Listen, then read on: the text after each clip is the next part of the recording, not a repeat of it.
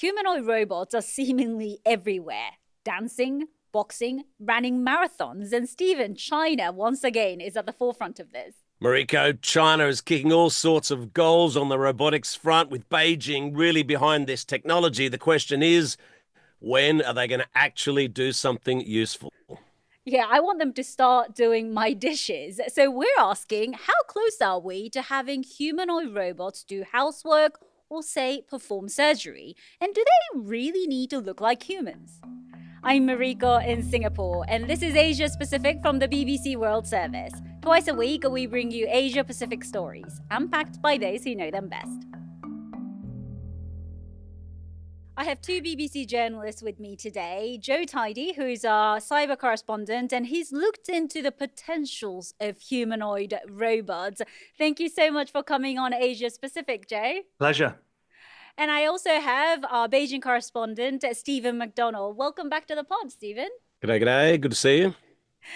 So, Stephen, we've all seen those pictures, videos of dancing, flipping robots from China. So, can you just paint the picture first? How widely are these robots deployed in your day-to-day life in China? I mean, really, it is a bit of a novelty, and I can't imagine what you'd practically use them for at the moment. And the joke around here goes that you're so often seeing them on television dancing and doing kung fu and stuff like that, that if you bought one of these robots and you came home and you're like, hey, robot, where are my noodles? And it's like, oh, sorry, I've been busy dancing all day, man. Have a listen to this song, master. Heaven's in the backseat of my Cadillac. So it's a bit like that, When are you going to actually do some housework or something useful? Are they not at like restaurants and stuff though, like delivering food and so on in China? So now the robots at restaurants aren't really humanoid though. They're like, I'm trying to think what they would look like, a sort of rubbish bin on wheels or something going around that kind of shape, not with arms and legs and fingers and stuff like that. For example, we went to Hai Di Lao, which was, the famous hot pot restaurant when it first opened with these robots. And at the time, everyone thought, wow, this is the cutting edge. There are going to be robots everywhere in restaurants. And they've got this sort of robotic stuff going on in the sort of back room and everything like that. But still, even at that restaurant, the one that's really showing off robots, the vast majority of delivery to the table and what have you is still being done by humans. And even when your little Dalek comes along with your noodles and bits of meat and stuff to put in the hot pot, then a human will come along and actually put it on the table for you. So, no, we're not really seeing widespread use of humanoid robots. Joe, you actually looked into the potential of humanoid robots possibly becoming like a robot butler. And I think that was in the US, wasn't it? Can you just tell us how close are we to having one of those robots actually doing something useful at home? Yeah, I went out to Silicon Valley, was it end of last year, and we did a piece about humanoid robots, whether or not they will be the next big thing. And it was fascinating because we looked at 5 different companies sort of doing it very different in sort of different ways. There was one company that's probably the most famous, which you might have seen, which is called 1X, which makes a robot called Neo. And Neo is it sort of went viral last year. It's a very cute looking robot. It's about 5 foot tall. It's got arms and legs. It wears knitwear all over its body, so it looks kind of quite cuddly, which is all part of the design, of course. And it can walk around. It can hold things. It can water your plants. It can basically do anything. It can empty a dishwasher and all that. But it's a man or a woman wearing a VR headset controlling it. And that's what we're seeing a lot of. We're seeing these impressive demos with these humanoid robots, which are actually effectively like drones, in the same way that you would control a drone. There are exceptions, though. I went and looked at a company called Sunday AI, and they make a robot called Memo. And that doesn't have legs. So crucially, that's a really tricky part that they've decided they're not going to worry about. It's on trolleys, it's on wheels, but it does have arms, it has a face, and it moves up and down its head, and it uses sensors. We watched an autonomous sort of sequence that they put the robot through completely without any human controlling it, which was actually very impressive. Do they actually have to look like humans? Or like, why is it that those companies are trying to make them look like us? Yeah, I think that's a really, really good point. And some people would say they don't need legs. That's like the kind of thing that you always see online when people post these videos. Say, well, why are we giving them legs? But the problem is that the world is made for humans. Everything is made for our hands. There are stairs that you have to navigate, this kind of thing. So I think the companies like Sunday that aren't worried about legs, they also have gone for the sort of trolley design, and they will probably move faster, it seems, than the ones where they have to worry about legs. But in the long run, it does seem like it sounds crazy, but I do think robots probably do need legs in order to navigate human homes and gardens the way that we do. So we went along to the Robot Olympics, and people remember that's where, they're having races and things like that. At that Robot Olympics, we did speak to the CEO of one of these companies, and I put it to him. I was like, do they have to be humanoid shape? He actually said no. He said the main reason we're doing it is because that's what people expect. They really don't have to be. They could be any shape at all. It's a sort of psychological thing, and it'll just depend how it goes, whether it's a marketing thing as to people prefer it, or whether or not I mean, people have seen Interstellar, that movie, the Christopher Nolan movie, and that sort of Oh yeah, with the three-legged blocks. robots that can flip. Yeah, the blocks and that. I mean, why not? Why Tarzan couldn't they be case, I that think they're shape? called, aren't they? On a practical point though, I've been in these demo kitchens that they make. And when you've got a robot without legs, it takes up a lot more space than when you've got a robot with legs. And that I think it Yes. sounds so sort of basic, but it might be a factor because at some point these things have Mm, got to trundle off into a corner and they've got to charge themselves. And if you've got a big mm, old base which is holding this, you've got to have the yeah. foundations. If you're not balancing with legs, then you need a really strong, really big trunk of a base, and It's that is like a quite big hard to store. round bottom to it, isn't it? They have this big Yeah. round bottom with wheels on it, and then it's stick. Because it's funny, I saw there was one of those actually being trialed here too, doing housework, and I guess they thought it looked pretty impressive. Again, I don't want to sound like a total Luddite here, but what struck me is that this robot with its arms, but as Joe was saying, no legs, but this round base, But what about the folding face clothes. though? Because I was actually But thinking like oh if you yeah, you wake up don't in the need the middle of the face. night, I would probably freak out Yeah, if there was that's like a looking at human you. looking I thing. know. So they I know. don't It's like Mariko, look out. I'm folding up your clothes. Yeah, that would But just freak me but what I out. was going to say about the folding clothes, right? It's so slow, man. God, Oh they're yeah. so slow. Like, here's the undies and they're boom, boom, boom, and I'm putting them down. And here's one sock.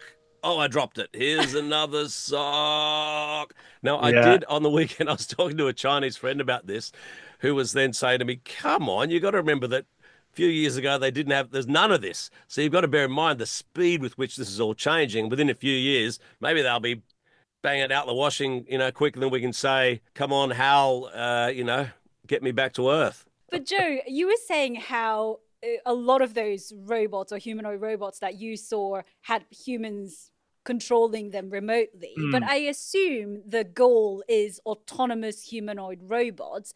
And if so, how are they trained? Because some of the movement that we're talking about, like washing, wine glasses, that's a very delicate move that human Yeah. hands do, isn't it? Well, yeah. So most of the training is done through them watching millions of videos of people carrying out tasks, and they can get a certain level with a sort of large language model style of machine learning. They can get there, but the problem we've got is the the finer parts of everyday life. They require really, really good quality data. So what we're seeing a lot of companies doing is literally paying people to wear a camera on their foreheads and then carry out everyday tasks. And then that video goes into training the AIs into figuring out how you move your hands and your fingers in this certain way. The really, really smart thing I saw when I was there was this company Sunday AI, the one I mentioned with Memo. That's the one that is able to do things autonomously. They've come up with quite a neat trick. So they are paying people to wear the camera on their heads, but to wear the gloves, wear the actual hands that Memo has. So Memo doesn't have four fingers and a thumb. Memo has a kind of like mitt, and it moves around in certain ways. So they wear that mitt and they wear the camera, and then the mitt can pick up using sensors, match up what they're seeing with what the kind of the glove is going through, the motions. And I think that's how they've got so far. because they're probably the most advanced in terms of autonomy that I saw anyway in Silicon Valley. We went to what's been called now Robot Valley in Shenzhen a couple of months ago. There are so many robotics companies there, and a whole bunch of them, all they're doing is hands.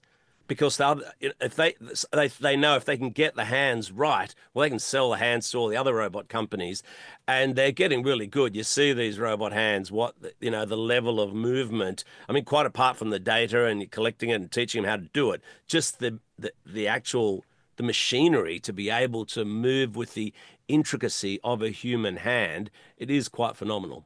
But Stephen, I mean, you talked about that robot valley in China, and I was reading how 90% of humanoid production happens in China and 75% of delivery. And in comparison, the US only accounts for about 6% of production and 12% of delivery. So how did China become so dominant in this? With government encouragement is the answer. I mean, these companies, they're being held up as corporate champions, if you like, with very generous benefits of all types from the government. It's the same way that China really catapulted electric vehicles or solar power or wind turbines by, you give all these incentives for companies to get on with it, and they do. Now, in China, there are hundreds of these companies, and I think at last count 400 different types of robots being produced here. And also there's a philosophical thing here in China, which is a bit different to other countries.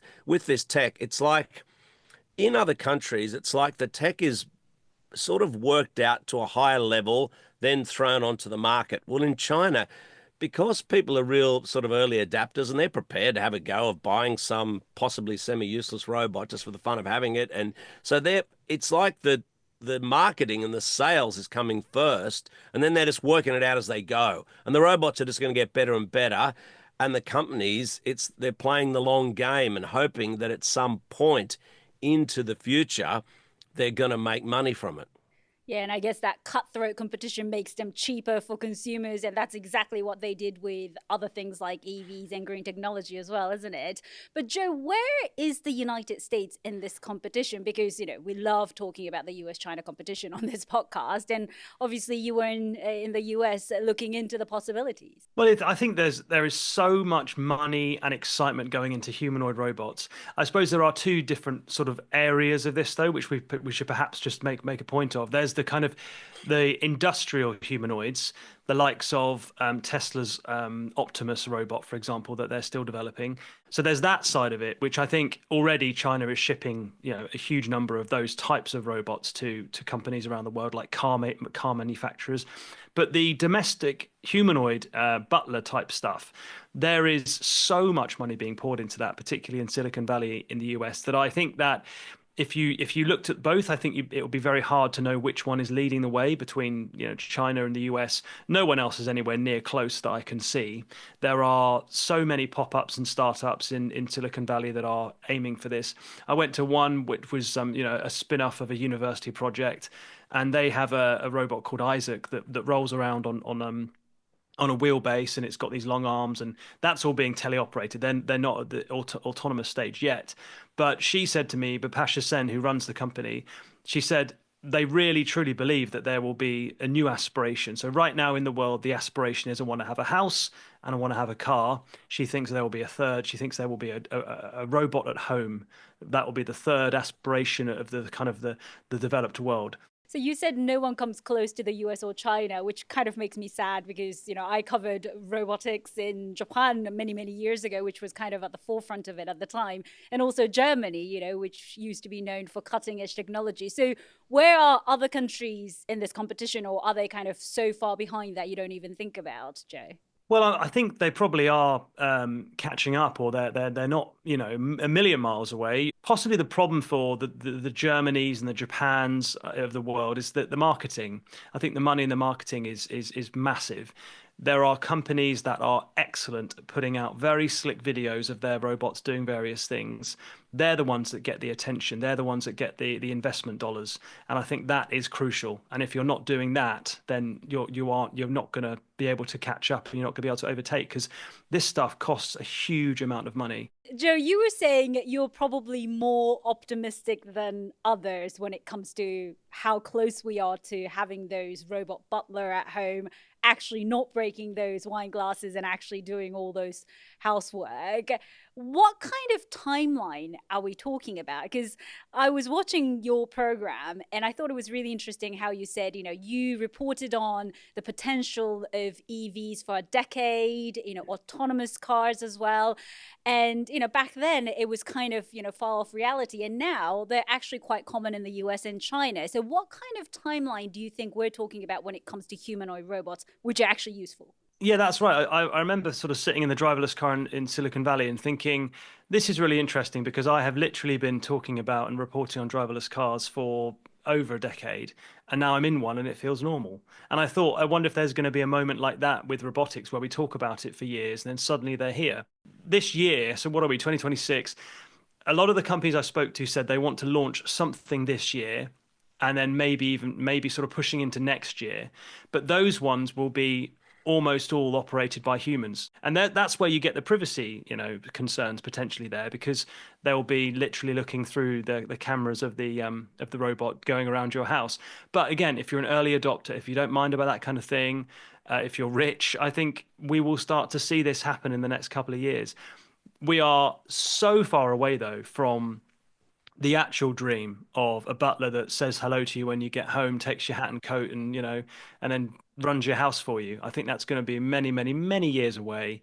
But again, it could just suddenly be here, and we've been talking about it, and then suddenly it happens. If the bar is really high for a humanoid to do everything a human can do, and then there's your coffee machine down here, there might be things in between which people might settle for. I'll give you an example.